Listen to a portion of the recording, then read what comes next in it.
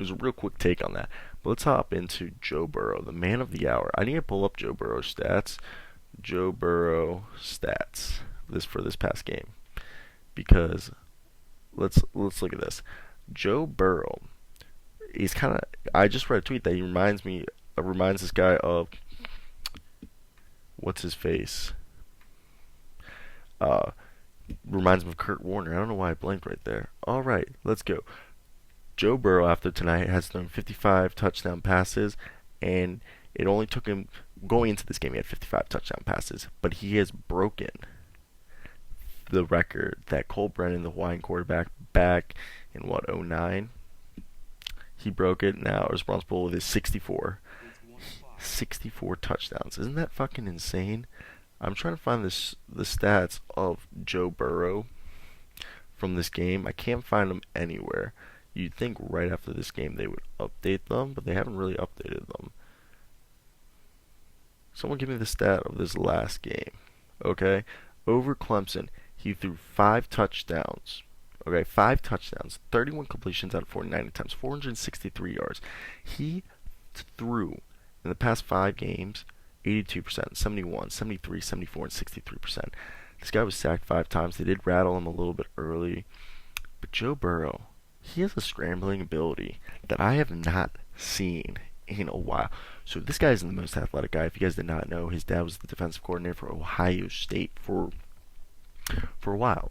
And the thing that was happening is that he came from Ohio State, had a okay year last year, and complete change. This man is an assistant coach playing quarterback.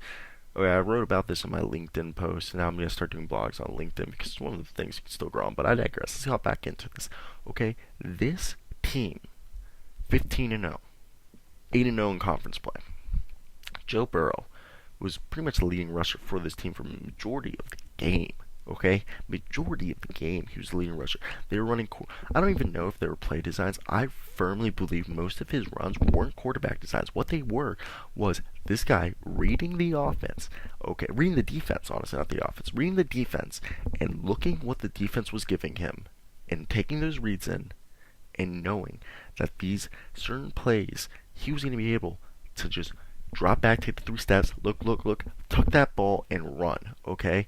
Maybe it was quarterback draw, but I firmly believe that this guy, Joe Burrow, was reading the coverages and realizing, look, there's going to be a lane right there. There's going to be a lane there. They're scared I'm going to throw the ball underneath, because that's what he did a lot. He threw the ball underneath, and that's normal. But I firmly believe that he was reading these coverages and seeing what they were doing. Also, he would run the ball. He had multiple 10-yard scrambles, multiple 8-yard scrambles. He was moving the chains when needed to be done, when he felt like he wasn't going to be able to get the ball out. Granted, he should have had an extra touchdown in this game when Jamar Chase did drop the ball. So, I don't know if I'm wrong, but I think he only has 55 touchdowns on the year also. But Jamar Chase dropped the touchdown pass, hit him on the left side instead of dropping his hands. Little readjustment of the wide receiver so main. So he should have 6 touchdowns. But he also reminds me of a young Aaron Rodgers and Russell Wilson on the fact that if they can just scramble to extend the play and make a pass, they'll do it. Okay? But they'll scramble if the yards are there, because Russell Wilson's a little bit more athletic than Joe Burrow and Aaron Rodgers, and a younger Aaron Rodgers probably more athletic than Joe Burrow. But Joe Burrow knows when to be a crafty scrambler and get to the right place, and he's shown that. Another great thing is he knows where to put the ball where his receivers can get it, okay? He's very good at that. He's very good at making the right reads and doing the simple things in an offense, okay? He can be a great manager, or he can put the offense on his back and move the chains and do what's needed.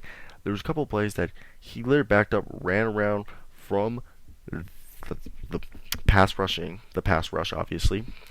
Sometimes talking is hard, but from the pass rush, he would run around and prevent the pass rush from tackling him, okay? And extend the play and find a receiver to move the chain. Or this is a very pro-style offense. There was multiple times where you would see the running back, Edwards something, go out and he would do a motion. They're running a lot of motions, which I don't think you see often in college offenses. And while they were giving him, usually routinely, they like to work the intermediate and short game passes and work their way up the field. But this game, This guy was taking shots down the field. He was averaging 9.5. Okay, and that's the lowest, almost the second lowest. Georgia was 9.2. But those are NFL numbers. He was pushing 12 and a half the game before against Oklahoma, and 11 yards against Texas A&M, and 11.5 against Arkansas. This guy can move the chain. This guy knows what he's doing. Okay, he knows how to win. He can still push the ball down the field when needed. There's multiple throws down the field where he put up Marshall Jr., 6'4" receiver, looking at the 50-50 balls and looking at the matchups at the line of the scrimmage. Making those reads are something that is way beyond his years, and he's doing a great job at it. He's looking, oh, I got a 6'4" guy going against a 6'5", 5'10" corner. Okay? Who's going to win that? Who's going to win a 50 ball? Who's the advantage right there? 6'4", 215 receiver or 5'10", 6 foot, 190-pound, 180-pound cornerback? That's math that you look at that and you know, obviously you look at a couple of reads, but sometimes you got to stare at his hand because you know that's probably going to work. Because this guy's got like a 4 to 5 inch advantage on the cornerback. Those are high play throws. I really can't get over the fact that his rushing ability threw off, because obviously once the quarterback's running there, he probably had 30, 40, 50 yards. I don't even know how many yards he had rushing the ball, but at least 30 yards, 30 to 40 yards. And once you start doing that, he was getting first downs, moving the chains. That makes the other team have to have a quarterback spy or have the Mike and Will linebackers thinking, damn, I can't go too far in coverage because if I give him too much room, he's going to get 10 yards.